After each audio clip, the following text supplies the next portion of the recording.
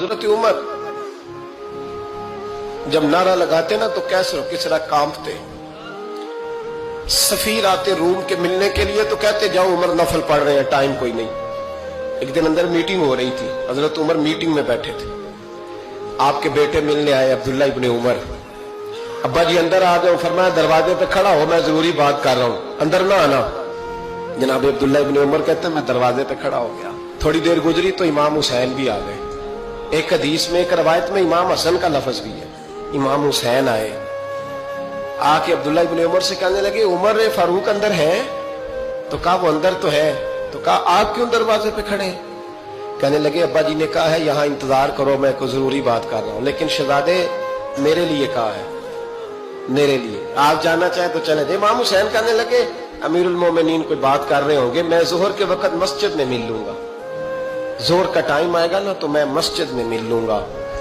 ये कह के चले गए। हजरत उमर बाहर आए तो हजरत अब्दुल्ला इब्ने उमर से कहा कि कोई आया तो नहीं? अर्ज की हुजूर हुसैन इब्ने अली आए, हुसैन इब्ने अली। तो कहा अंदर क्यों नहीं भेजा? कहा मैंने कहा था बेशक चले जाएं, लेकिन वो कह रहे थे कि मैं जोहर के वक्त मस्जिद में मिल लूंगा। तो सैयदना उमर फारूक फरमाने लगे अब्दुल्ला तुझे तेरी मां रोए, हुसैन को क्यों वापस भेजा? फिर उमर दुनियादारों के सामने डटना, खड़ा होना उमर पे खत्म है, लेकिन जो अंदर की बात है ना, रूह की, जो अकीदत की बात है, जो वफा का रिश्ता है, उसको कौन समझे? ये जो रूह की मजबूरियां हैं, ये जो वफा की मजबूरियां हैं, इसे लोग क्या समझें? इन्हें क्या पता कि मुर्शद के बेटे के पैर चूमने में हुस्न क्या होता है? इन्हें क्या पता कि जब उस्ताद का बेटा घर में आता है तो दिल करता है मकान बेच के इसे दे दें, इसके बाप की नेकियां बड़ी हैं। जनाब उमर फारूक दौड़े गए, इमाम हुसैन के दरवाजे पे दस्तक दी।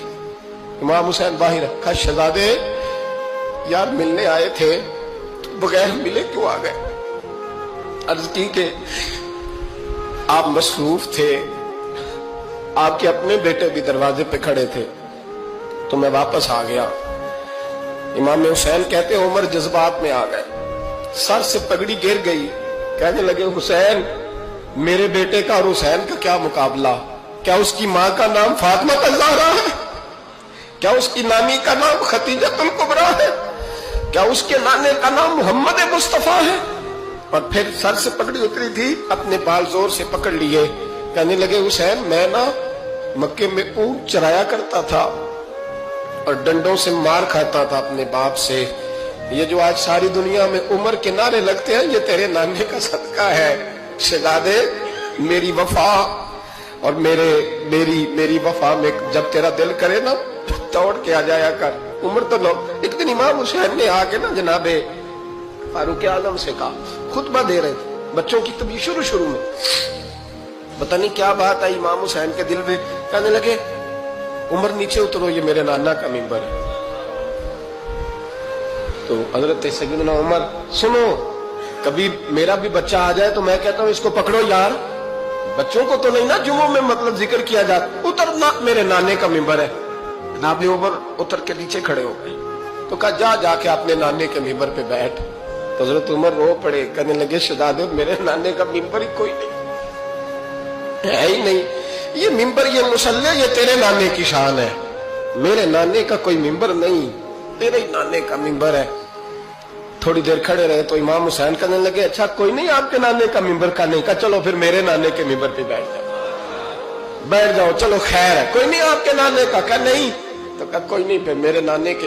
जब हजरत उमर बैठे तो बड़ा शानदार जुमला का फरमाने लगे मैं मिंबर पर मर्जी से नहीं बैठा था, मुझे अबू बकर ने बिठाया था, और फिर हुसैन के कहने पे मैं उतरा हूं, अब मुझे हुसैन ने बिठाया है, अब किसी की जुर्रत है तो उमर को उतार के दिखाए, अब मैं हुसैन का तेरी नस्ल पाक में